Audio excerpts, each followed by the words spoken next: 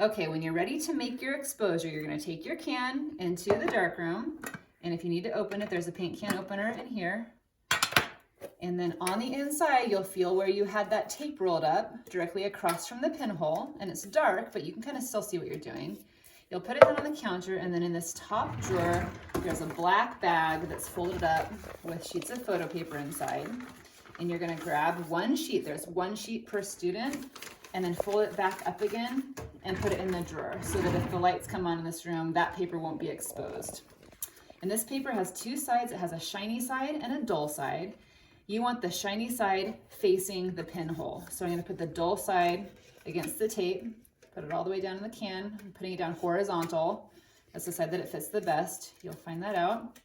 And then I'm gonna put my lid on, close it, seal it down, and make sure that my shutter is closed, so my electrical tape is over the pinhole. And then I'm ready to take it out and shoot.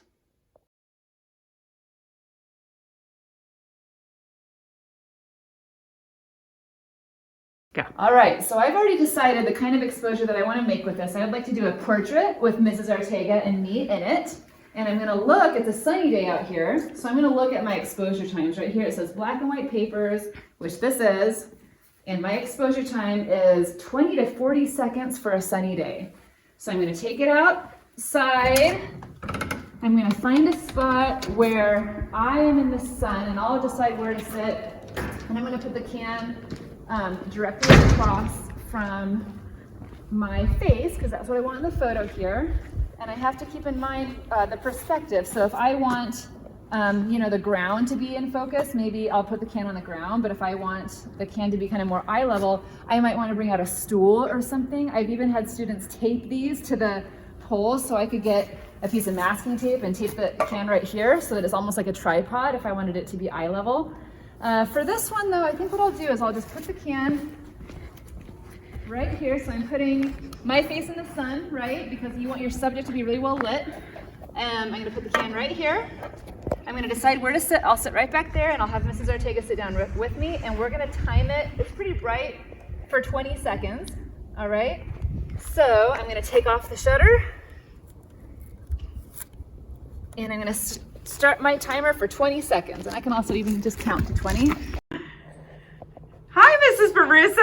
Hey, welcome to the dark room. So obviously there are lights on right now. There are white lights that you see on. When you come in here, it will be all dark. You will see a safe light right here above the sink, and two safe lights here at one end of the room, and another safe light up here. So you'll have kind of this soft red glow.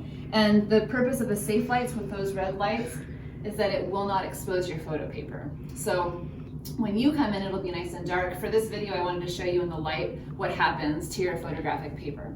So you're gonna get a little piece of photo paper, and it starts off just white. There's a glossy side and a matte side. The glossy side has an emulsion on it that is sensitive to light. And once you expose it to light, there's gonna be a latent image, which means it's on the photo paper, but it doesn't show up until you put it through the development process. So when you come in here and you've got a piece of photo paper that's already been exposed, you're going to put it through this 1, 2, 3, 4, 5-step process to see your image. So I'm going to tell you about that process here. The first step is developer, and it's this tray right here. And you'll see on this sign that it says you're going to develop your photo for 2 minutes. So you're going to slip it into the bath. You're going to use the tongs to kind of press it down to make sure it's submerged. And you're gonna set a timer on your phone for 2 minutes. Now the white light from your phone will expose the photo paper, so I would recommend holding your phone down here, setting the timer, and then just waiting. And while you wait, you can actually kind of tip the tray back and forth to wash the chemical over the paper. And you'll notice that the paper slowly starts to turn black. What's happening is that all the silver particles on the paper that were exposed to light are now changing to black at different levels depending on how much light they were exposed to. And after your timer goes off, it's done developing. You're gonna use the tongs. You're gonna reach in. Go ahead and let any excess chemical drip off. And then you're gonna put it in the stop bath. Now the stop bath is 30 seconds. And if you go a little longer than that, that's fine. The stop is just water, and what that does is it kind of stops the developer from working. It keeps it from continuing to change to black. Same thing. For this one, you can just count to 30, or you can set a timer for 30 seconds. go ahead and just rock it back and forth to make sure that, that the paper is completely covered by the stop. And then after 30 seconds, you'll move it again to the next tray, which is Fixer. Now this is the longest chemical here that you're gonna use.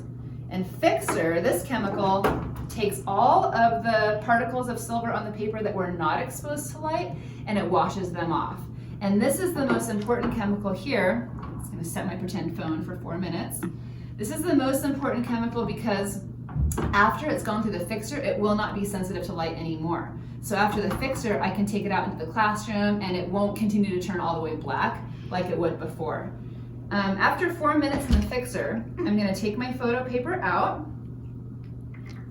And this is a good time to look at it in the white light, especially if you're not sure if it worked out okay. This is the hypo, the next tray is hypo, and this is 1 minute. And the hypo is gonna be just a washing agent. If you don't put your photo paper in the hypo after Fixer, the Fixer eventually will be left on your photo paper and it will turn it kind of this crusty purplish brownish color, and you don't want that. So you wanna wash off all the Fixo really well. This is kind of like, I don't know, Windex on steroids. It's just a cleaning agent. And after a minute, I'm gonna take my print and I'm gonna leave it right here. And this is just the holding bath. After my print is done, I need to wash it under running water for 5 minutes, all right, in this whirlpool. And because I don't wanna only wash my print for 5 minutes, I wanna wait until all the prints from the class are all done. We'll wash them all together. I leave it right here in this tray until the end of class, and then we'll wash all the prints together. So I'm gonna go ahead and pretend like all the prints from everyone are done. I'm gonna wash it in here. There's a little dial right here that says print wash. And it also turns on the sink right here. It's okay, you don't need to turn it on full speed, just a trickle.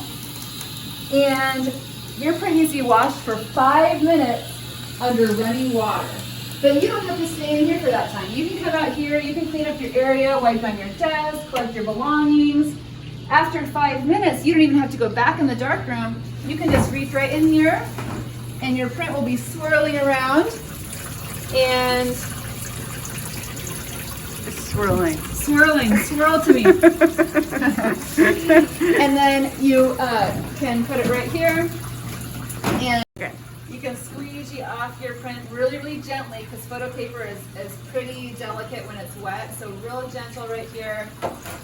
And then peel it off, close this lid again, and then I'm going to lay it over here on this drying rack. And I'm going to start from the top and move down. I never want to put my print on top of someone else's print because it will drip on theirs. And then I can pick it up the next day when it's dry.